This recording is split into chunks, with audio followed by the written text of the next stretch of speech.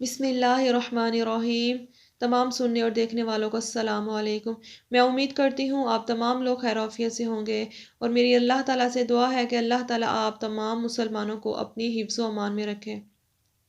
میرے پیارے دوستو، آج میں بات کروں گی نمازی کے آگے سے گزرنے کا کتنا بڑا گناہ ہے۔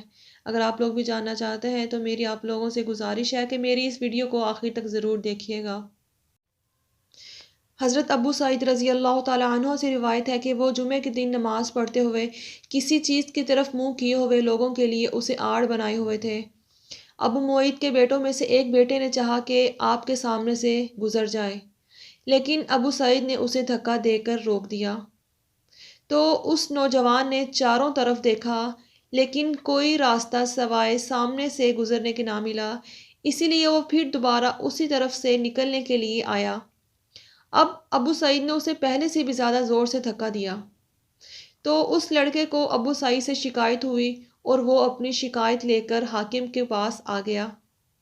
اس کے بعد ابو سعید بھی وہاں تشریف لائے اور حاکم نے کہا، اے ابو سعید، آپ میں اور آپ کے بھتیجے میں کیا معاملہ پیش آیا؟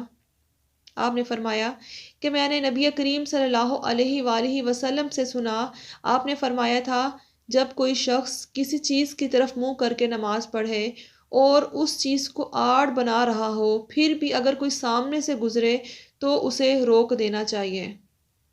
اگر اب بھی اسے اصرار ہو تو اس سے لڑنا چاہیے، کیونکہ وہ شیطان ہے۔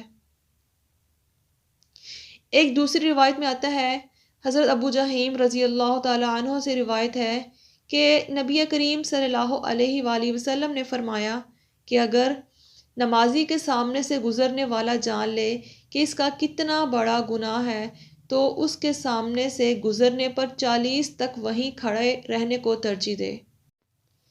اس حدیث کو روایت کرنے والی راوی ابو نضر نے کہا کہ مجھے یاد نہیں کہ آپ نے 40 دن کہا یا 40 مہینے کہا یا 40 سال کہا، لیکن زیادہ تر اس حدیث کو روایت کرنے والے راویوں نے کہا کہ آپ نے 40 سال تک کہا کہ اگر نمازی کے سامنے سے گزرنے والا شخص جان لے کہ نمازی کے آگے سے گزرنا کتنا بڑا گناہ ہے تو وہ 40 سال تک اپنی اسی جگہ پر کھڑا رہے، لیکن اس کے سامنے سے نہیں گزرے گا۔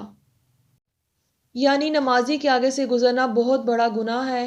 اگر گزرنے والے کو نمازی کے آگے سے گزرنے کا گناہ معلوم ہو جائے تو وہ 40 سال تک اپنی جگہ پر کھڑا رہے گا، لیکن نمازی کے آگے سے نہیں گزرے گا۔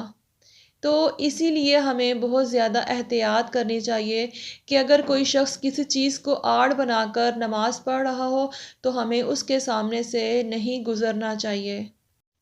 تو میری پیاری بہنوں اور بھائیوں، ہمیں خود بھی بہت زیادہ احتیاط کرنی چاہیے اور دوسروں کو بھی یہ بات بتانی چاہیے۔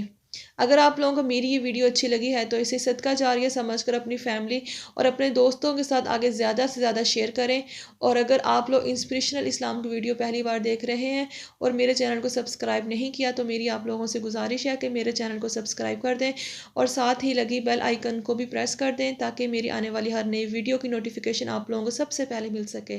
السلام علیکم ورحمۃ اللہ۔